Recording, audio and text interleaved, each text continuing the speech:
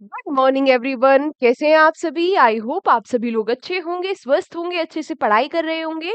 मैं निकिता चौधरी स्वागत करती हूँ आप सभी का हमारे एग्जाम जर्नी परिवार में। और आज के इस छोटे से डिटेल सेशन में हम कल तक के करंट अफेयर्स के सभी इंपॉर्टेंट क्वेश्चंस को कवर करने वाले हैं।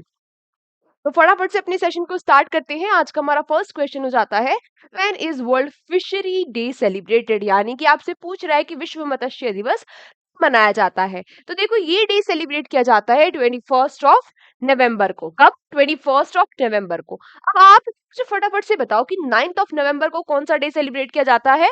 बोलो। हाँ, Uttarakhand foundation day. Uttarakhand foundation day, है ना? याद था ना आप सभी को?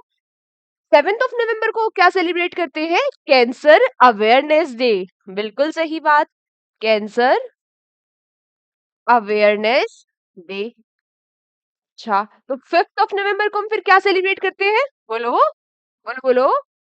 हाँ, tsunami, world tsunami awareness day. World tsunami awareness day हम 5th ऑफ नवंबर को सेलिब्रेट करते हैं। ये सभी डे इंपॉर्टेंट हो जाते हैं, को आप याद रखेंगे। अगला क्वेश्चन हमसे पूछ रहा है, who won the title of miss charm India 2024? तो मिस चार्म इंडिया 2024 का टाइटल किसने जीत लिया है? ये जीत लिया है शिवांगी देसाई ने। किसने? शिवांगी देसाई ने। और ये नीचे के नाम भी हमें पड़े पड़े लग रहे हैं ना? जो विक्टोरिया केजुरा है, ये क्या बन गई है? Miss universe. Miss universe 2024। और जो रचेल गुप्ता है, ये बनी थी फर्स्ट इंडियन जिन्होंने international grand grand international title को जीत लिया था। ठीक है। नेक्स्ट क्वेश्चन आपसे क्या पूछ रहा है, which country won the women's hockey Asian championship trophy? तो वो कौन सी कंट्री है जिसने वुमेन्स महिला हॉकी एशियन चैंपियनशिप ट्रॉफी को जीत लिया है? कौन सी कंट्री हो सकती है? बोलो जरा। चाइना को हराकर ये ट्रॉफी जीत ली है किसने? हमारे प्यारे भारत ने। किसने जीत ली है? हमारे प्यारे भारत ने सेमीफाइनल यानी कि थर्ड नंबर पे इसमें आया है कौन? जापान। सेमीफाइनल में, सेमीफाइनल तक कौन पहुंचा था? जापान। अच्छा, अब ये जो टूर्नामेंट हो रही थी, ये जो ट्रॉफी के लिए चैंपियनशिप हो रही थी, ये हो रही थी कहाँ पर? राजगिर। राजगिर हॉकी स्टेडियम में, है ना? हॉकी स्टेडियम में, है ना? कहाँ पर है ये? राजगिर में। यानी कि इसको होस्ट कहाँ पे किया जा रहा था? इस टूर्नामेंट को, इसको होस्ट किया जा रहा था राजगिर में। इस बात को भी आप याद रखेंगे। ठीक है। नेक्स्ट क्वेश्चन आपसे पूछ रहा है, recently which union minister announce the launch of India's first artificial intelligence bank data? तो वो कौन से यूनियन मिनिस्टर है जिन्होंने अनाउंस कर दिया है भारत का पहला एआई डेटा बैंक? तो ये कौन से मिनिस्टर हो जाते हैं? ये हो जाते हैं कौन से मिनिस्टर? ये हो जाते हैं हमारे minister of science and technology. और हमारे minister of science and technology कौन है? बोलो, जल्दी जल्दी बताओ, कौन है हमारे minister of science and technology? हाँ, डॉक्टर जितेंद्र सिंह। तो डॉक्टर जितेंद्र सिंह ने अभी हाल फिलहाल में भारत का पहला एआई डेटा बैंक लॉन्च कर दिया है। इस बात को आप याद रखेंगे। और मैं कहती हूँ ना, जो भी पहला होता है, वो पहला, कुछ भी पहला हो, पहला कोई स्पोर्ट्स में पहला हो या फिर कोई नेशनल न्यूज में पहला हो, इंटरनेशनल पहला हो, ये सारी ही चीज काफी फेवरेट होती है। जहां पे भी फर्स्ट आ जाता है, वो एग्जामिनर का क्या हो जाता है? फेवरेट क्वेश्चन हो जाता है। तो इसको हम एक्स्ट्रा, इस क्वेश्चन पे हम क्या रखते हैं? एक्स्ट्रा ध्यान रखते हैं। अगला क्वेश्चन हमसे क्या पूछ रहा है, which government launch which portal for managing ground water permit? तो ग्राउंड वाटर, सरकार ने भूजल निकासी परमिट के प्रबंधन के लिए कौन सा पोर्टल लॉन्च किया है? यानी कि जो हम ग्राउंड से वाटर निकालते हैं, उसके लिए, उसके प्रबंधन के लिए कौन सा पोर्टल लॉन्च किया है उसके मैनेजमेंट के लिए?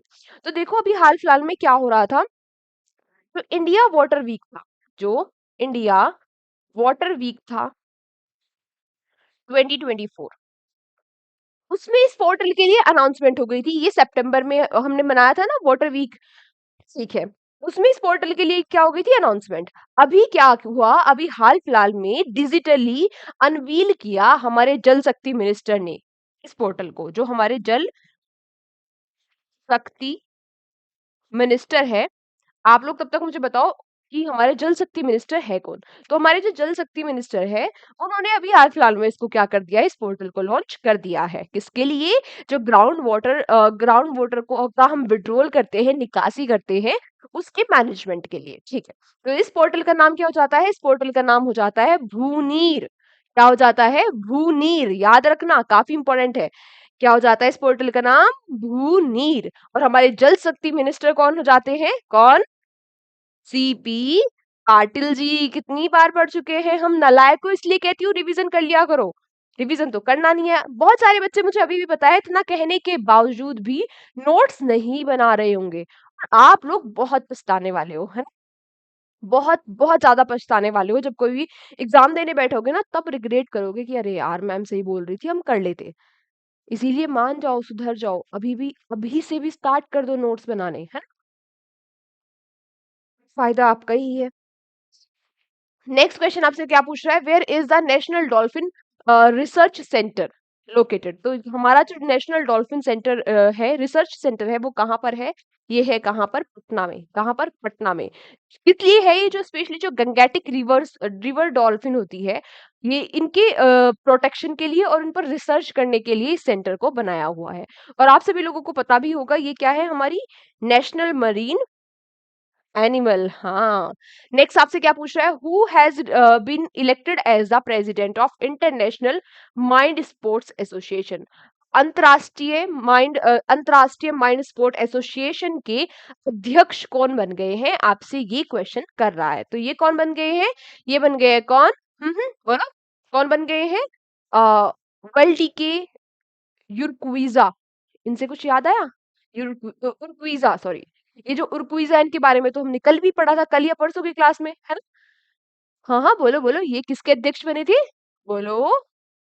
इंटरपोल के। बिल्कुल सही बात। जो ये संजय मूर्ति जी है, ये क्या बने थे? कल की क्लास में ही पढ़ा था इन्हें तो हमने। क्या बने हैं ये हमारे? ये हमारे बने हैं नए CAG, controller and auditor general. Shiv Nadar ji है, ये क्या है? अरे इन्हें तो अभी ह्यूमन इंडिया का जो फिलंथेरेपिस्ट अवार्ड था, है ना, कि सबसे ज्यादा डोनेशन करते हैं, वो मिला था। तो बचा कौन? नंदन कुमार झा। इसका मतलब नंदन कुमार झा बने हैं अभी अध्यक्ष इंटरनेशनल माइंड स्पोर्ट एसोसिएशन के। ये क्या है? ये एक इंटरनेशनल ओलंपिक जो कमेटी है, उसके साथ मिलकर काम करती है, यानी कि उसी का ये एक ऑर्गन है। ठीक है। नेक्स्ट आपसे क्या पूछ रहा है? Which country launch its first national census after 1987?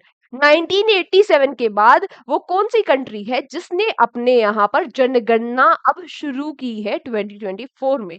तो ये कौन सी कंट्री हो जाती है? ये हो जाती है इराक, है। कौन सी कंट्री हो जाती है? इराक। अपने यहाँ भी लास्ट जनगणना जनगणना कहाँ हुई थी? कब हुई थी? सॉरी, 2011 में हमारे यहाँ जनगणना हुई थी। हमारे यहाँ हर 10 साल के बाद क्या होता है? सेंसस होता है। तो कब होनी थी? 2021 में होनी थी, लेकिन 2021 में तो कोविड था, इसलिए नहीं हो पाई। कहा जा रहा है कि 2025 में हमारे यहाँ जनगणना होगी। और इराक भी याद रखना काफी इंपॉर्टेंट हो जाता है कि इराक इराक में 1987, कितने डिकेड्स के बाद अब जाकर वहां पर क्या हो रही है? जनगणना, लगभग 4 डिकेड्स के बाद। नेक्स्ट आपसे क्या पूछ रहा है? A bomb cyclone is expected to primarily hit which region? एक जो बॉम्ब चक्रवात है, वो उस जो मुख्य रूप से किस क्षेत्र पे टकराने वाला है? तो ये जो बॉम्ब साइक्लोन है, ये प्राइमरीली हिट करने वाला है पैसिफिक नॉर्थ वेस्ट को। इसमें काफी ज्यादा हार्म होने वाला है। इसका यूएसए के कई सारे रीजन्स है जहां पर ये बॉम्ब साइक्लोन हिट करने वाला है। ठीक है। आज का हमारा लास्ट क्वेश्चन क्या हो जाता है? आज का हमारा लास्ट क्वेश्चन है USA, Japan and South Korea. कौन कौन? USA, Japan and South Korea are planning to establish how many cities near Jewar airport in Uttar Pradesh? तो ये जो 3 कंट्रीज है, कौन कौन सी? यूएसए, जापान और साउथ कोरिया, ये प्लान कर रही है कुछ सिटीज स्टैब्लिश करने की। कहाँ? जो जेवर एयरपोर्ट है उत्तर प्रदेश में, उसके पास। अब ये जेवर जो एयरपोर्ट है, ये एग्जैक्टली है कहाँ? तो ये एग्जैक्टली है कहाँ पर? नोएडा में। कहाँ पर है? नोएडा में। अब ये जो 3 कंट्री है, ये 4 सिटीज को वहां पर बसाने का प्लान कर रही है। इस बात को आप याद रखेंगे। तो आज की क्लास हमारी यहीं तक थी। Thank you so much everyone, हमारे साथ सेशन में एंड तक बने रहने के लिए। पीडीएफ आपको मिल जाएगी कहाँ पर? पीडीएफ मिल जाएगी आपको इस क्लास के तुरंत बाद हमारे एग्ज़ाम जर्नी के टेलीग्राम चैनल पर, ठीक है? हमारे एग्ज़ाम जर्नी के टेलीग्राम चैनल पर आपको डेली पीडीएफ मिल जाती है। बस आपको क्या करना है, एक बार कल की क्लास को अटेंड करने से पहले इस क्लास को रिवाइज़ कर लेना है, वो भी अपने हैंड रिटन नोट से। बस इतना करना है और ये आपकी परमानेंट मेमोरी में स्टोर हो जाएगा। जब हम एक बार फिर से इसको संडे की क्लास में पढ़ेंगे, फिर हम इसको मंथली सेशन में पढ़ेंगे तो सब कुछ कवर हो जाएगा।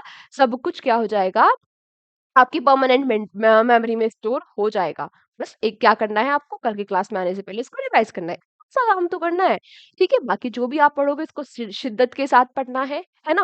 अपने साथ खिलवाड़ नहीं करनी है, अपने घरवालों के साथ खिलवाड़ नहीं करनी है कि बैठे हो लाइब्रेरी में कुछ भी चल रहा है दिमाग में, बस बुक्स खुली है ना? घर पे बैठे हो बुक्स खुली है, घरवालों को दिखा रहे हो कि हम पढ़ रहे हैं, इससे कुछ नहीं होने वाला है। जितने भी देर पढ़ो, शिद्दत के साथ पढ़ो, अच्छे से पढ़ो, बाकी अपने बड़ों का सम्मान करो, अपने छोटों को प्यार दो। जय हिंद, जय भारत।